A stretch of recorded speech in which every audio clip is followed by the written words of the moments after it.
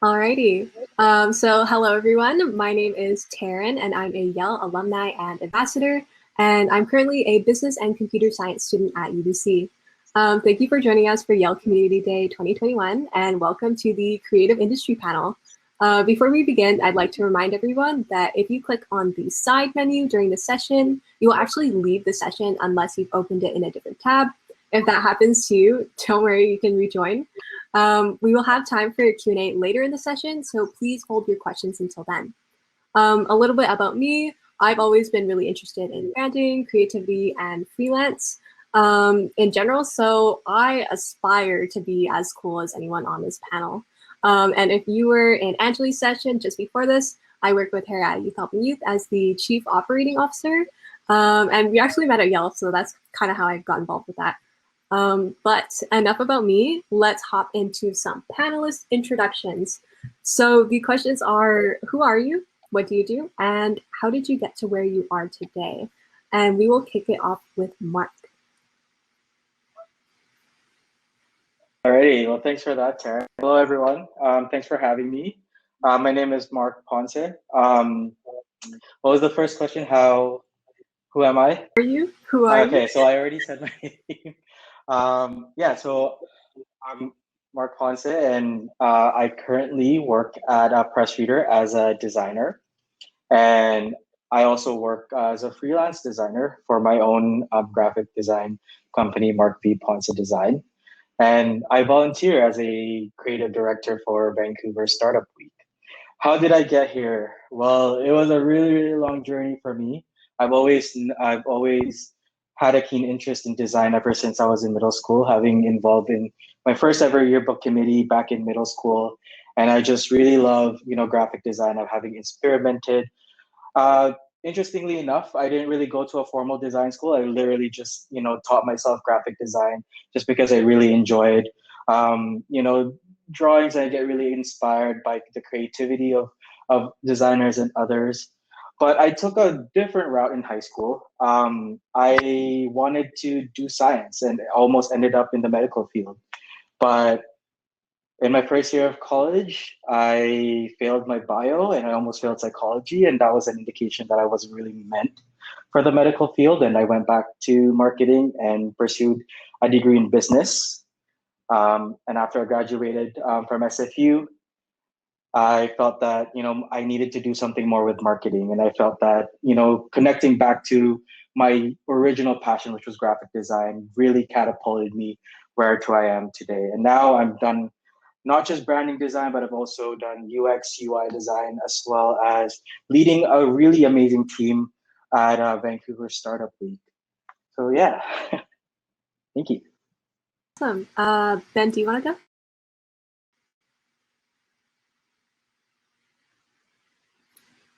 Oh, I think you're muted.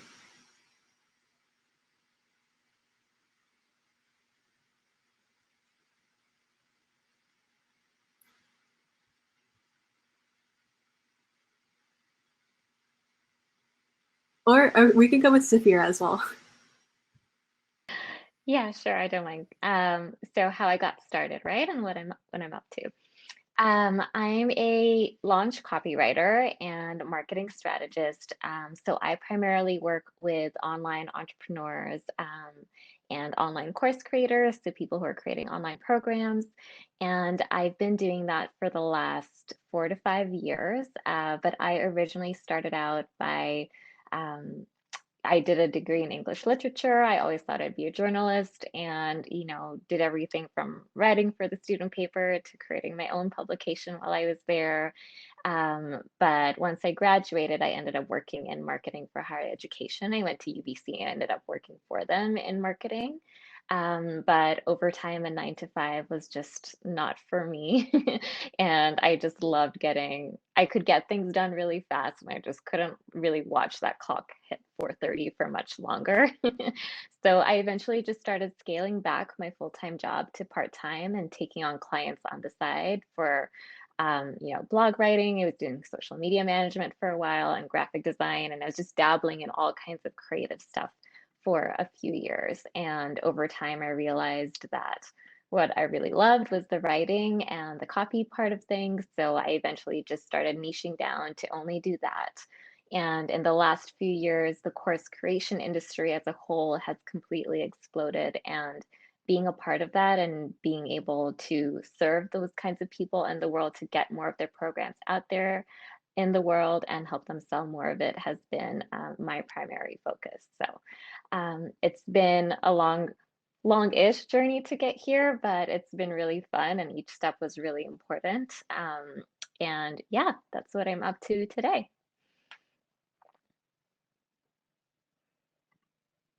Okay, I think Ben is permanently muted, so you might have to come back, rejoin, refresh. Yeah.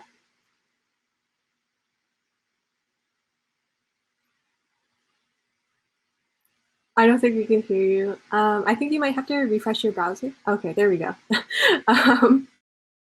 Alrighty, I might as well jump into the next question. Oh, just kidding. Ben? Can you hear me now? Yes, we can. Okay. You heard me when we first started. I don't know what happened. Yeah, I don't know what happened either. That's kind of strange. Well, yeah. Sorry, go ahead. Yeah, no, I love those introductions. That's really, that's awesome. Hearing you, I can hear you guys the whole time. I was just muted. But a little bit about me. I'm a full-time photographer, so I do a lot of international work. I started this a few years ago when I decided I was tired of building other people's dreams and passions, and I wanted to build my own and kind of branch off and do my own thing.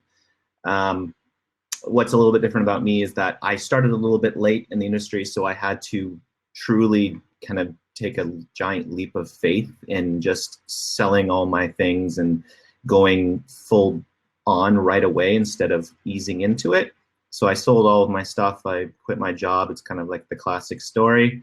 Turned my back on the 9-to-5 job and bought a one-way ticket to overseas and bought a motorcycle and rode it for 8 months alone through 8 countries with nothing but a camera.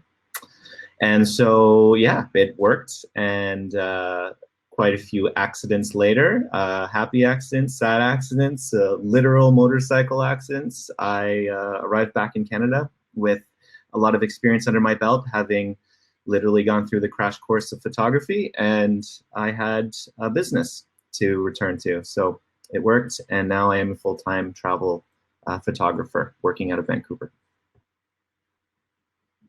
I loved all of those stories. Thank you for sharing. Speaking of stories, today we have a lot of young entrepreneurs with us who are interested in starting a venture, pursuing internships, or looking into freelancing. So as someone who wants to start learning design, photography, copywriting, or branding in general, where do they start? And then this time we will start with Ben. Where do you start? Well, my advice would always be to start with, what you're passionate about, because this is not the industry where you are going in it for the money right away.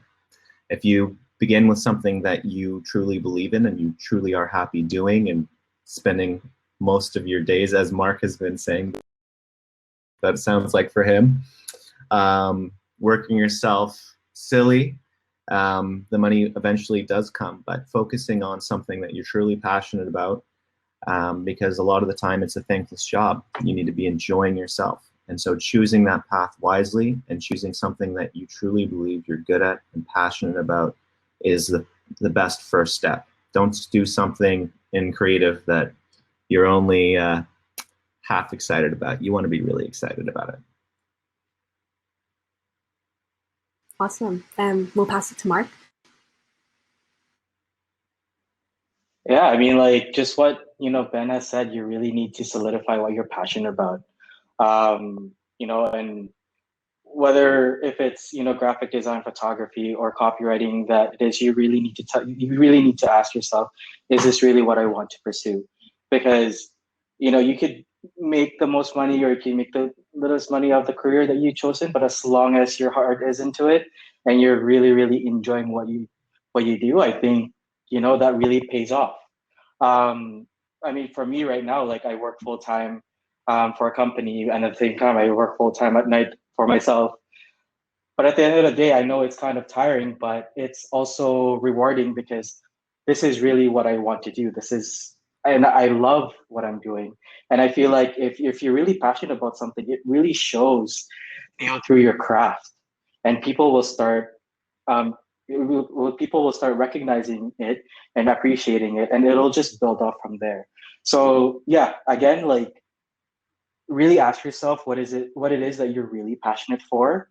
There's a lot of resources out there where you can actually, find things, whether it's teaching yourself, going to school, connecting with others, even just like knocking at, an expertise door and asking them questions. I think that's a really great start for you to really enjoy what you love doing and embrace it. Because honestly, like in 10 years time, you could actually shift. But as long as you know what you're doing and you know what you love to do, I think you're in a great path. And Zafira? This is such a great question, and I have a few answers. The first one is I definitely agree with Ben and Mark with, gravitating toward what you're passionate about. And I'm also mindful of the fact that creatives can be multi-passionate too in the beginning, and it can feel really hard to sift through all those big ideas that you have right now.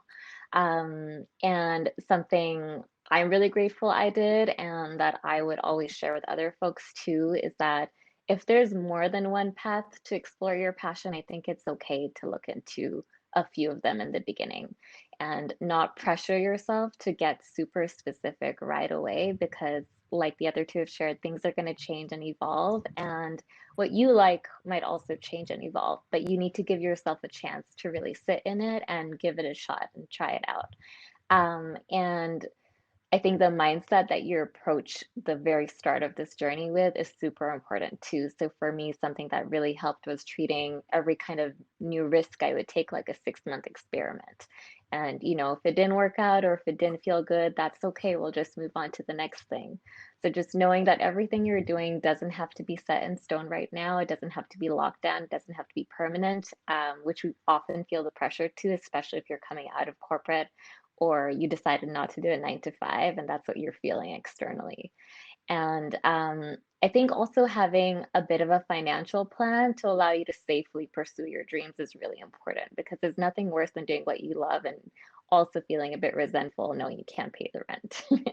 So, whether that means like having a part-time job and having a couple of days to work on your venture, or, saving up a little bit to give yourself 6 months off to explore a new idea, I think it's really important. Otherwise, that kind of gets in the way of you actually doing your best work. And then finally, connecting with other people in your industry, like the other two have said, is so, so key, not only just so you can be inspired and get advice so that you don't make the same mistakes they did, but also it's so important to have a sounding board in those initial stages, people who aren't your mom or your like boyfriend or your girlfriend or your best friend, to actually like really bounce ideas off of and say, hey, what do you think of this? Am I charging enough for this? Or, give this a look over before this website goes live. Because being an entrepreneur can be a lonely path without that. And, the more allies and support you have from the beginning, the better. I love that. Don't take advice from your mom. Yeah. I mean, she means well, but Yeah, she's not my favorite copy editor. You're always killing it according to mom. Yeah. I believe in you, always. Yeah. That was some really good advice. Kind of hit hard as a student. I'd actually like to follow up on that question. So as a student, it's really, I guess, easy to feel intimidated when entering like really dense and really competitive like freelance industry. And they may find themselves doing a lot of things just to get their foot in the door, right? So the next question is, how do you sell yourself without selling yourself short? And then I guess this time we will start with Zafira. You sell yourself without selling yourself short. Do you mean like right in the beginning as you're getting started? Yeah, I guess it's kind of like there's like you're competing with a lot of people, so you feel the need to like give more than you should in some sense, than you're getting the return on. Right. So I Okay. guess, yeah. How not to undervalue yourself in like a sea of competition. Yeah. Yeah. Okay. Well, I think if that's like strictly from like a rates perspective, that's really where connecting with industry peers is going to be super helpful, because I can't tell you how many times I've Googled like how much do copywriter freelancers make per hour. And then like gotten a wild variety of responses. And whether you're in the US or the UK or Canada, it just doesn't matter. It didn't make sense. So you need to have people in your corner you can talk to who do what you do and have really honest conversations with. Because if you undercharge, you're also making it worse for everyone else in your field, and it makes life for them harder. And if you overcharge, that's okay. You just have to make sure you can back it up with the quality of the service that you're delivering. So you can do this in a couple of ways when you're like positioning yourself. Like if you sell through a website, for example, and you're just getting started, maybe you don't need to have your rates visible right away and people apply to work with you, and you kind of test it out project by project and kind of see what lands and feels good. Or you can have your rates visible right away and see the quality of customers coming in and if they're really aligned with what you're looking for. And then the final thing I always do is a lot of customer research. So, reach out to people that you think would be dream customers, potential customers, maybe people you even worked with before in a professional capacity if it was a full-time role, and really understand what are their challenges, how can you help them, what would make a stellar service for them, and if they're open to talking about money, really get concrete about budget. We really like to dance around the financials a lot, but it really just comes back to bite you in the butt if you don't have those transparent conversations with people right away. So if you can do that, I think it helps you sell yourself without the guesswork, because that's really where like the selling yourself short comes, where it's like, I think this works and I think this makes sense for what I'm offering. And, and like I've gotten rejected for charging too low in the past. And people have said, based on the size of the proposal that you sent me and compared to vendors we've been interviewing, we didn't move forward with you because you charged too little. And that was like my first wake up call very early on that, that needed deeper work. So yeah, that was like a bunch of different pieces of advice, but really like you have to get to know you, your service, your product, your customer, and your industry to make an informed decision about exactly how to show up and represent yourself. Right. Awesome. So pass it off to Ben. She nailed it. I mean, don't sell yourself short. Just right off the bat, even if you have next to no experience, you need to be charging for your time. It doesn't matter. The worst thing you can do is, I mean, maybe a little bit of free work for friends or something like that to get a little bit of experience if you have zero, but you need to be thinking about your time as soon as possible. And the way to really measure yourself is, as Zafira mentioned, that is find someone that you think that you truly can do the same quality of work, reach out to them, find out what they charge, and then charge just as much, if not a little bit more. You'll figure it out. You'll be paid for your time, and underselling yourself is the worst thing you can do for everyone, for yourself and for the entire industry. Yeah, I think you hit all the points. I have nothing much more to add. Do you have anything to add? Could you actually repeat the question for me, please? Oh, you know what? Sorry, yeah. I have one more thing that I forgot that I think is a really good thing to do that I don't think Zafira mentioned. Creating some kind of brochure or putting enough work into creating a professional looking template, at least, or basis on how you charge your hourly rates, your daily rates, or how you charge is extremely useful in those early days. It sets the bar for yourself and for your client, and it takes a lot of the mystery out of it, and it makes them a lot more confident in hiring you. The moment I did that, I started having way more confidence in quoting and giving potential clients a proper basis and a proper pricing model for them to move from. A lot of people go into this and they just say, oh, what's your budget? That's not what a client wants to hear. They don't know what their budget is most of the time. They're waiting for you to make the first move, and then they'll decide from there. So that was a big breaking point for me, so it's good. Yeah, no, that sounds really useful. Oh, and Mark, the question is, how do you sell yourself without selling yourself short? How do you sell yourself without selling yourself short?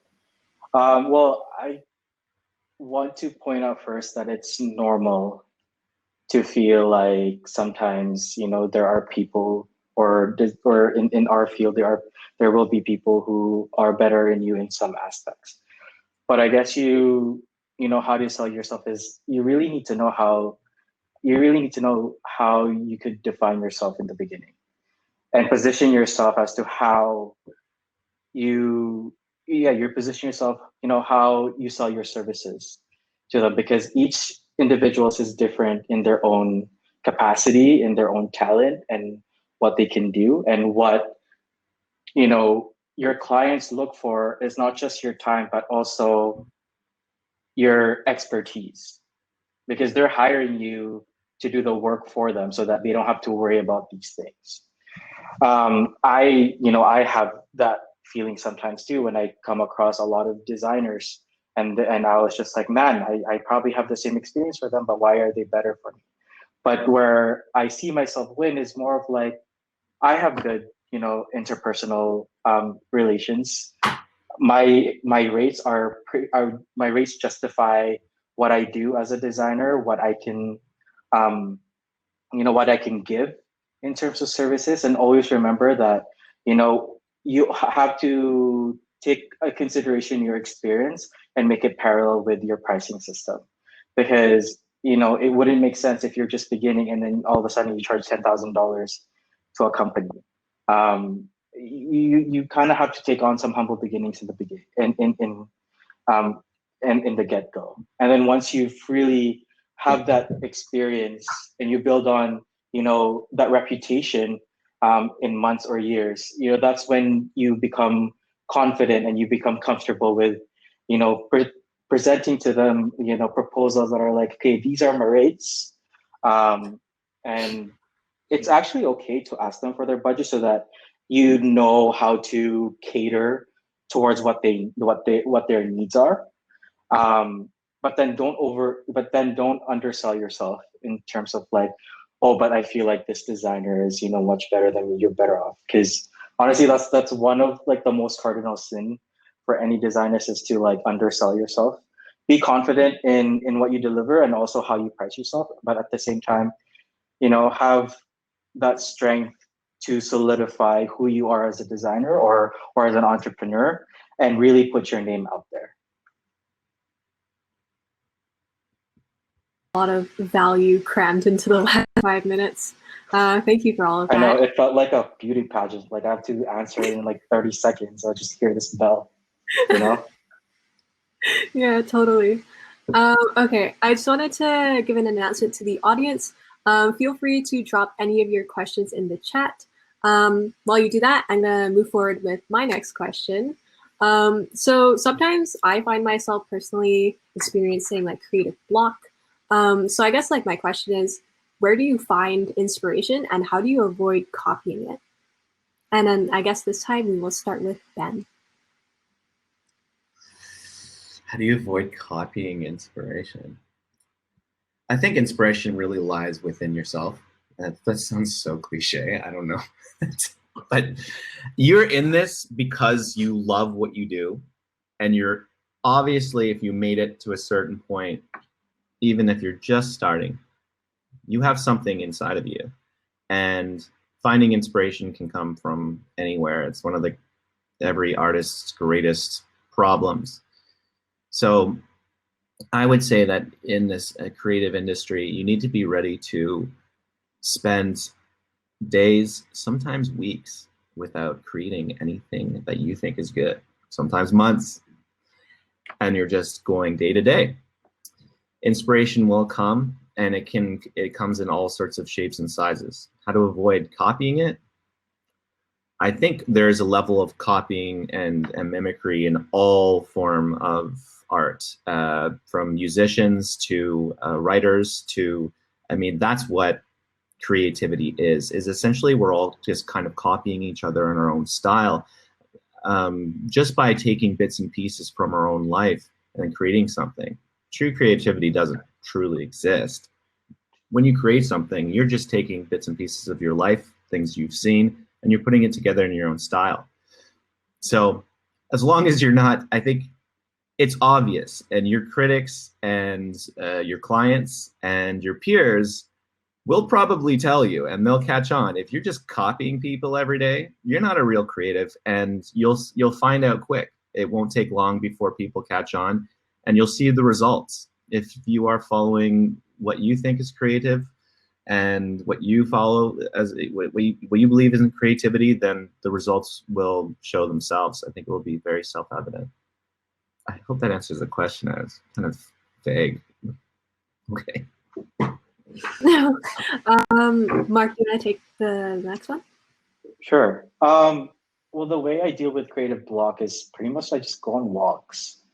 Like, it's literally like, I mean, we live in a beautiful city, and we live in a city where you literally can find inspirations almost everywhere, from nature to buildings to pretty much everything that you can find with every corner in Vancouver. And I know, as cheesy as that sounds, most of my work has been, really inspired by how beautiful your surrounding is. And literally, it's okay to sometimes just take a mental break and, take a breather, because you can't really just force yourself into, creating something that you'll end up just regretting after, right?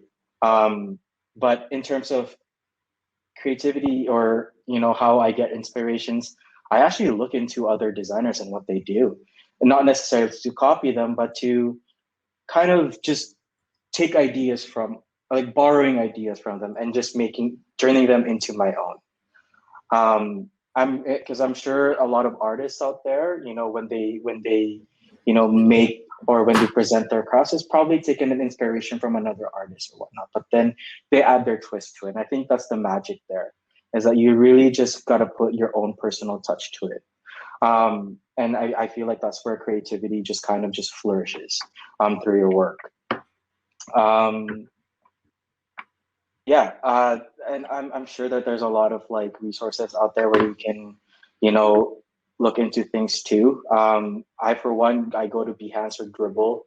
If I needed some, if I wanted to like get some, ideas from people, or if I'm stuck with one thing and I needed to get it right away, I just type in the keywords and I get presented with all these amazing things on those websites. Or honestly, if you have a friend within the same field, bounce off ideas. See, ask, reach out. Honestly, that's the best thing that you can do, is to ask your peers, what they think or what they imagine this concept would be, and you could actually just take in a bunch of things from there. And especially if you do have that, like, if you have that active imagination and whatnot, I'm pretty sure that you can think of a million ways to just, flip and turn one artwork and call it your own. Zafira?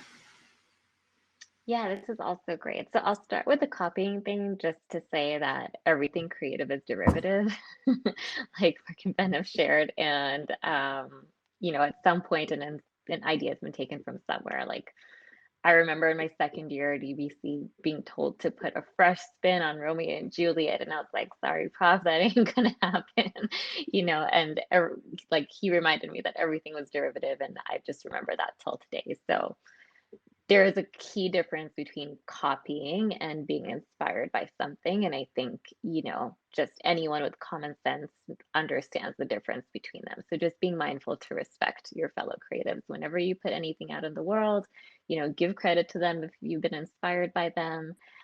We also don't need to hide behind the fact, like of who's inspired us and why, because that's also another opportunity to help someone else.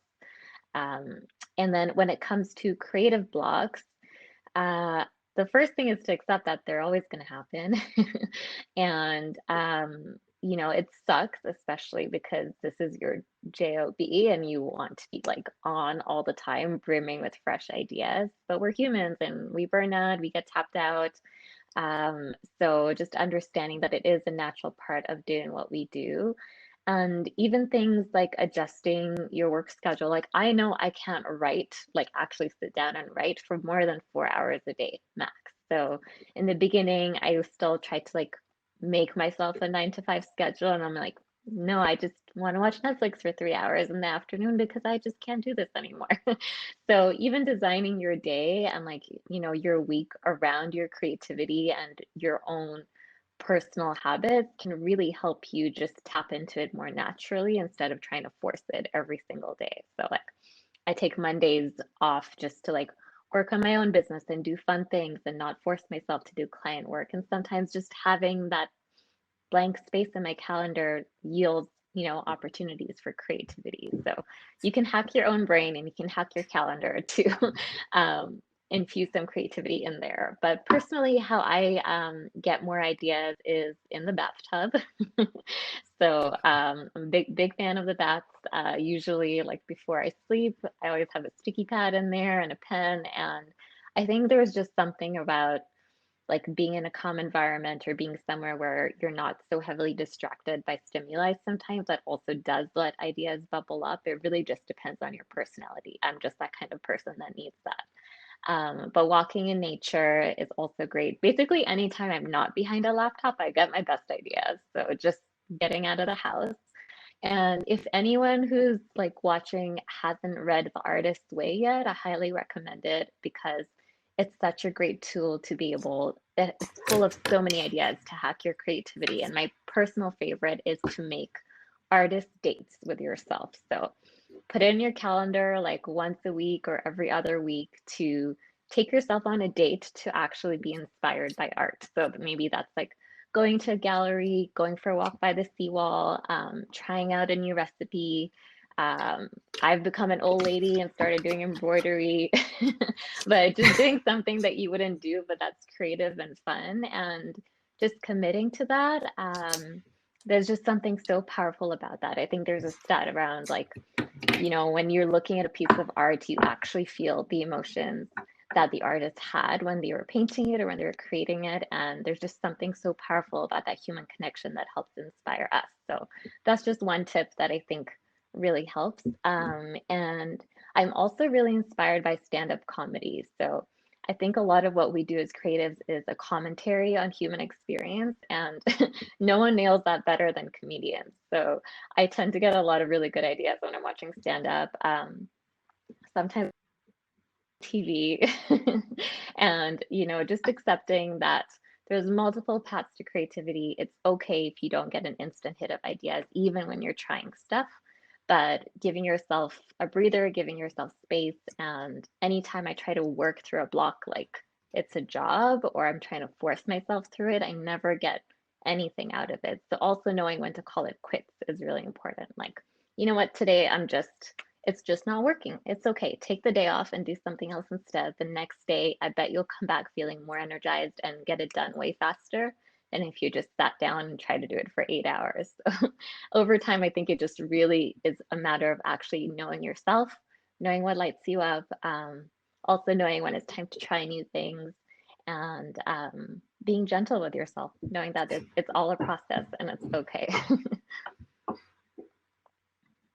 Some really, really good strategies. Yeah, I think just a reminder, feel free to pop your questions in the chat.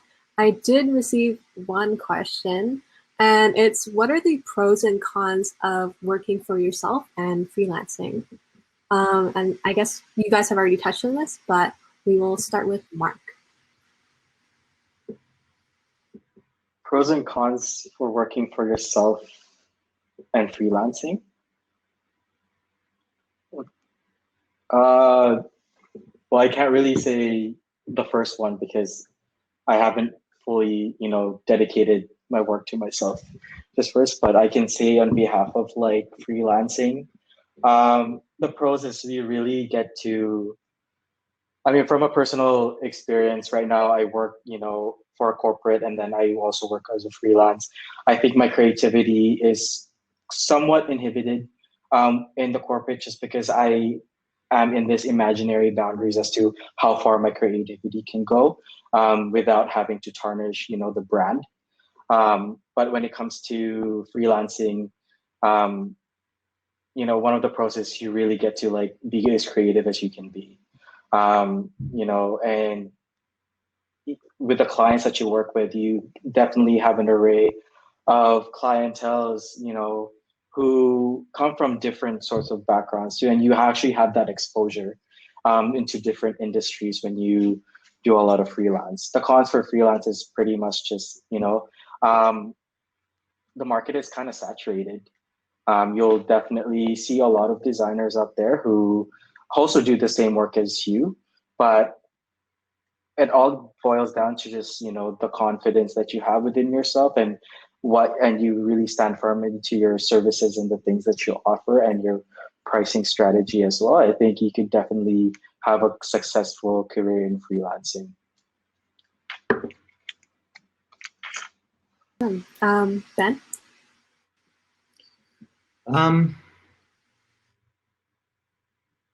Well, I think mostly it's comes down to that freedom, and there's not a lot of cons after you get rolling. I specifically did this, and I pursued this career because of the freedom. I know a lot of people, you know, we've all been raised and I know a lot of the viewers here are young, and as you grow older, you realize that sometimes this very classic way of working does not really work for everyone.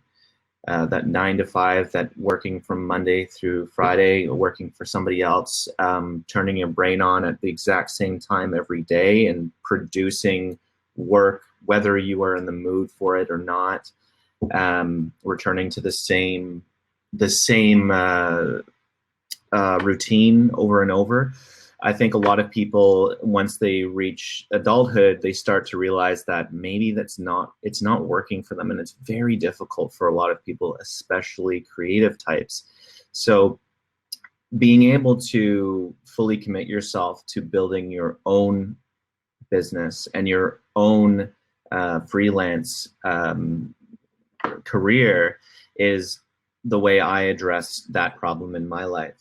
And I was able to figure out a career and somewhat of a routine that works for me. Just like, you know, Zafira was saying, is that you can't always produce work that is, you know, consistent and high quality when it's just asked of you. You need to be able to sit back and produce amazing stuff whenever it strikes you.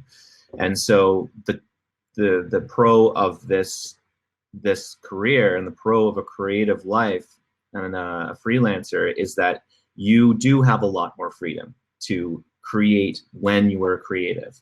You do have a lot more freedom to work when you are ready to work.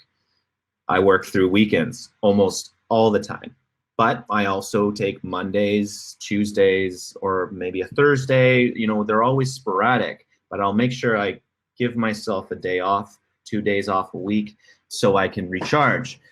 The point is that I'm able to do that when I want, when it suits me. You can't do that in a regular 9 to 5 when you're working for somebody else. Somebody's expecting you on time, expecting to show up somewhere. So it doesn't work for a lot of people. That's a pro. The con is probably the same thing. It's not as dependable. Your clients can be sporadic. Payments are extremely sporadic. You need to be very good with your finances. You need to be very cheap with yourself, ready to eat, you know, lots of craft dinner. Save your money for a rainy day because those paychecks come sporadically, and you need to be good with money in order to survive those long periods of time where there's no regular money flow coming in. Zafira?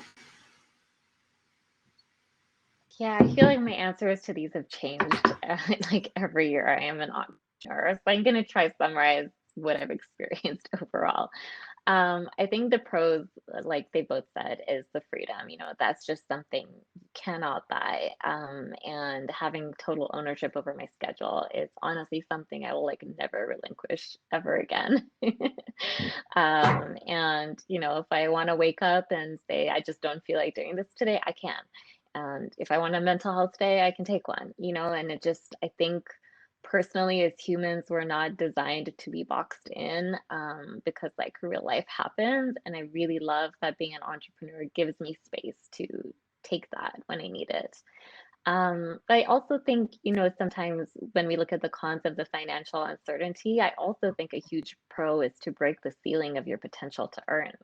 And I think, you know, what I would be getting paid as a 9 to 5 copywriter, is, you know, almost a fraction of what I have the potential to earn right now and what I've been able to earn right now. And that's something I never thought was possible before. And that is because it's all within my control, how I want to scale, how I want to charge as I grow and become better and better. I have the authority to continue, you know, really maximizing that. So I think your potential to earn as an entrepreneur is really incredible. And I also wanted to highlight the word freelancer. I also stopped using that word a long time ago and just, you know, call yourself a business owner from the get-go, because I think your association with value also shifts when you change what you call yourself.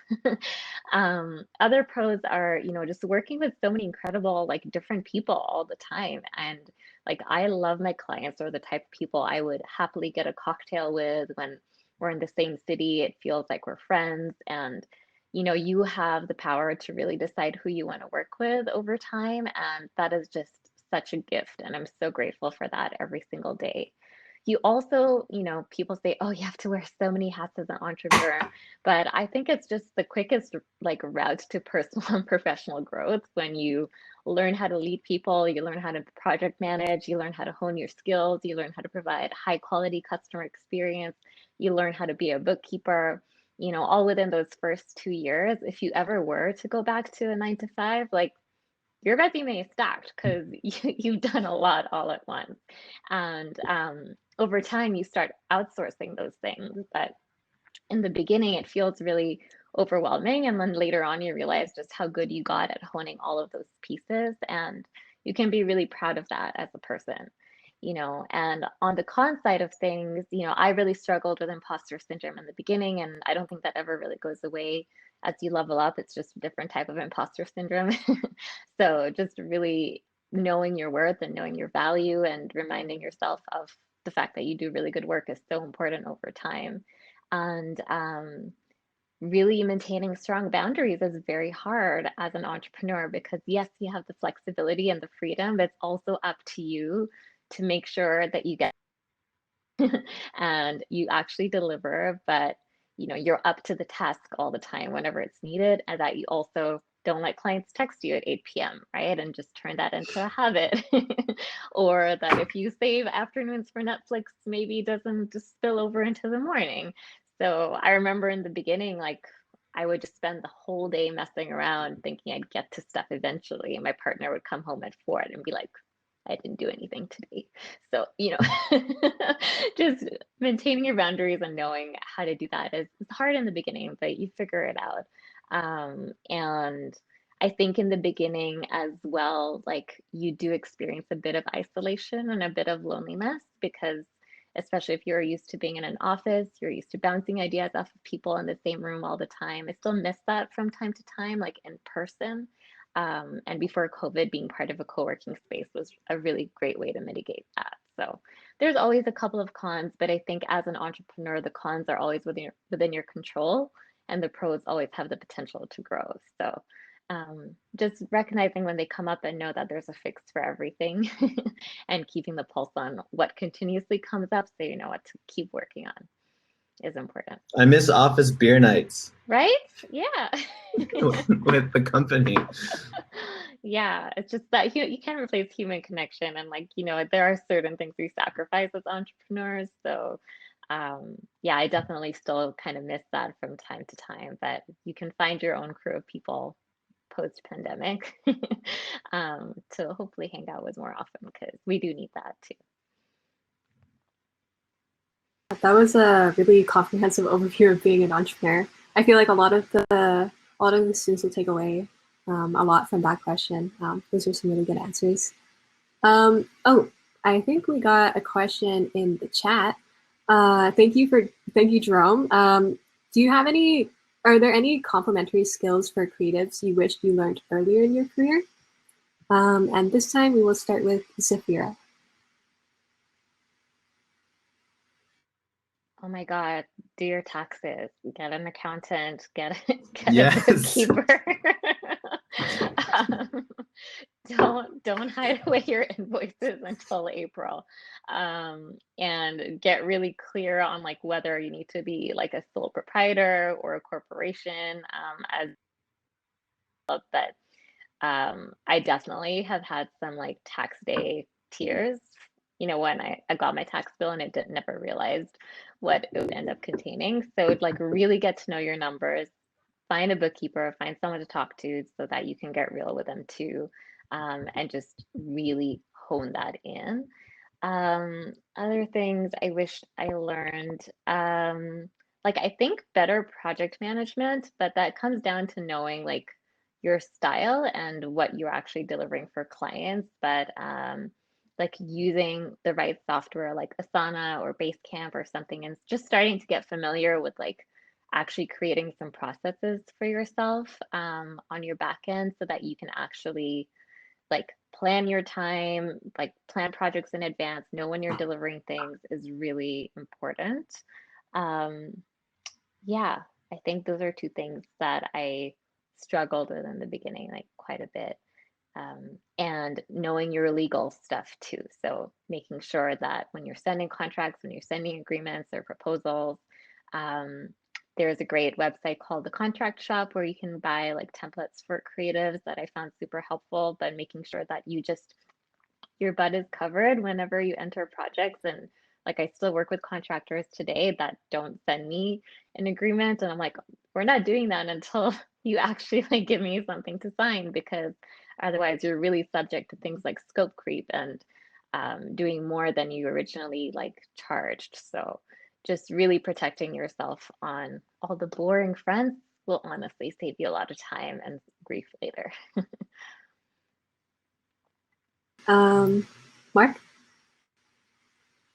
Well, I just want to say, if you're an aspiring business student, attend your finance accounting classes and study them religiously, because you will thank yourself for knowing how to budget later on when you like start your, either your freelance or your if you wanted to become an entrepreneur. They're very, very valuable lessons to take in life. But in terms of creatives, I kind of wished I did a lot of coding and learn more about UX UI design, just because, you know, like we live in the time now where everything becomes digital, and a lot of opportunities out there, seek for people who are skilled within these areas. And even if you just have like a basic knowledge, or yeah, some basic knowledge with HTML, CSS, designing wireframes and whatnot, you could go a long way into your career with that. And that's how I pretty much just like end up, loving every aspect of design, just because,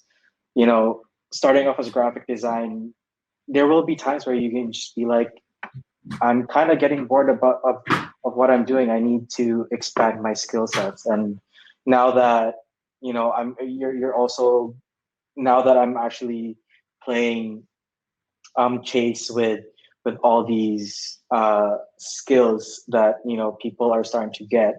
I wish I could have had it, and I wish I could have realized it on the get go when I decided to shift gears from being a business graduate to a full time creative person. And yeah, it goes a long way. And honestly, practice my doodling skills, especially when you wanting to, be creative in something. Because honestly, um, if there's any complimentary thing out there that will definitely make you go as far within your design career, is the magic of your hands and how you illustrate things. And a lot of people nowadays, they find authenticity in people's crafts and in people's deliverables. And illustration is becoming a trend right now, and that's always been a trend. And knowing the techniques on how to draw, from a basic stickman all the way to just, you know, some crazy things. I think it's a very good complementary thing to put in your toolbox. And Ben? Skill or a habit? I would say both. Of make sure that you're never burning your bridges.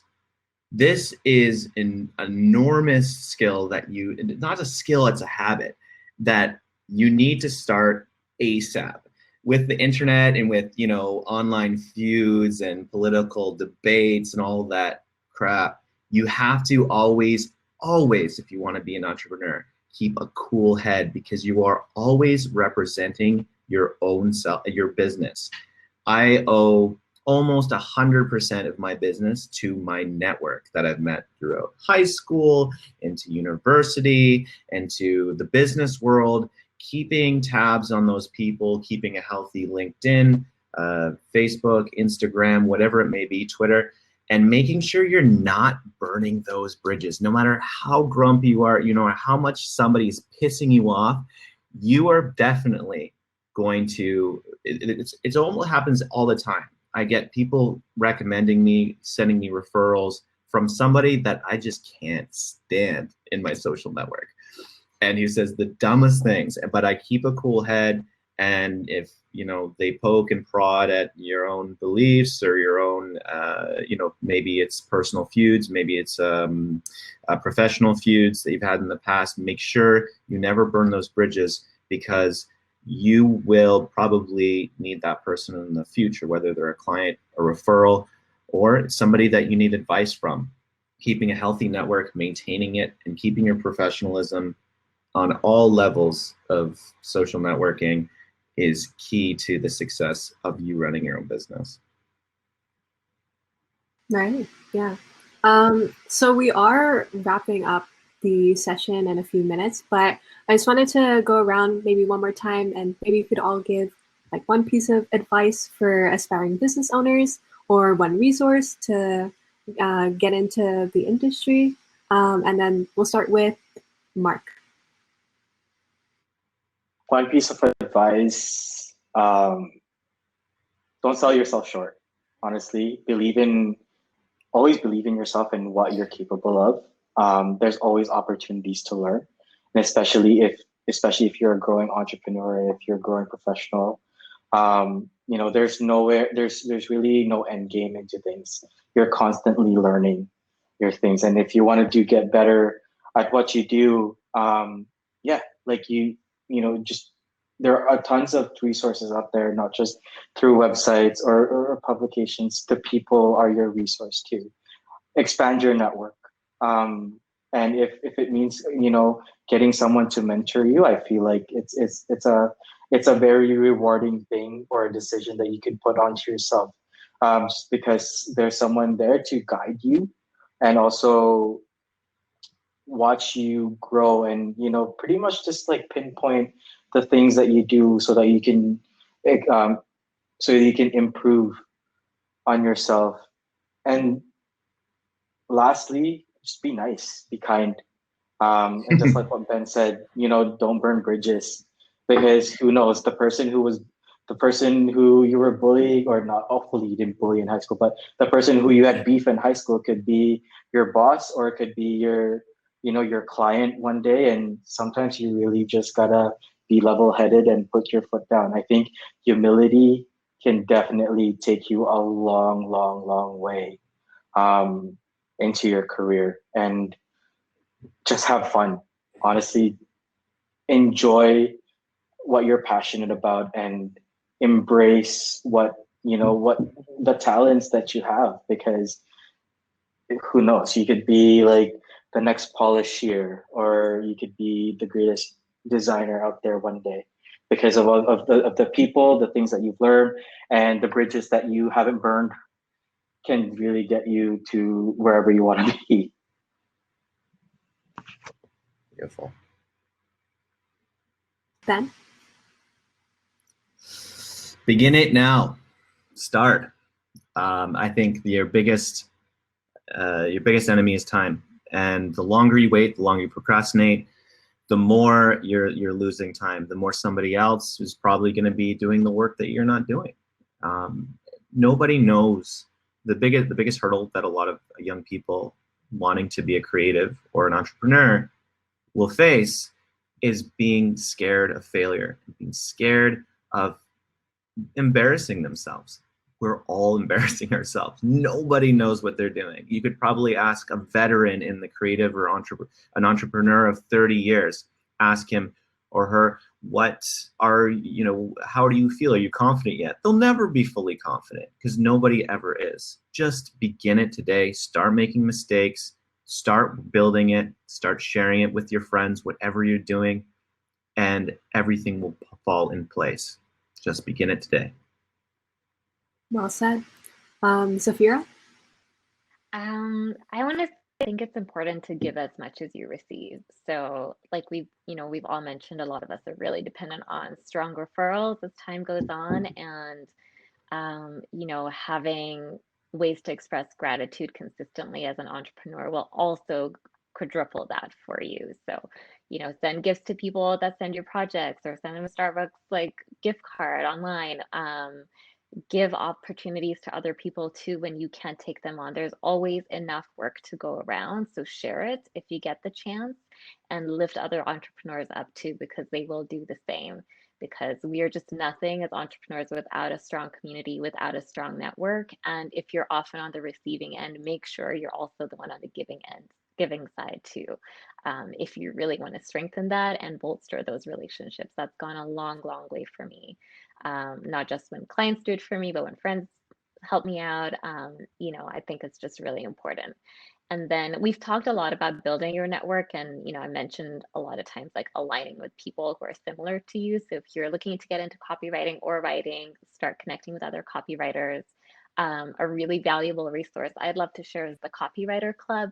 They have an excellent podcast, a free Facebook community, and a couple of other programs that totally changed my life. And I really felt like I found my people. So if you're a writer of any kind, you would definitely love being in that space. And it's also important to align with people who are adjacent to your industry. So for me as a copywriter, that's like graphic designers, web developers, copy editors, photographers, all the other people that my clients would work with to fully execute like a website, for example, because that opens up a whole other pool of leads and referrals and community to you. So it's important to just also not, section yourself off in a silo, and be open to players and partners in the game and who you're working with, and really get to know them and understand them, because you deliver a higher quality experience over time.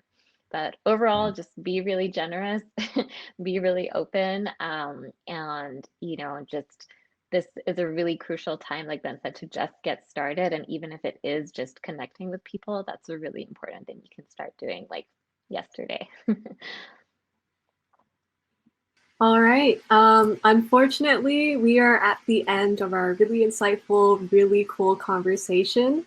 I just wanted to give a big, big thank you to Zafira, Mark, and Ben. And thank you to all the Yale students who joined us for our conversation.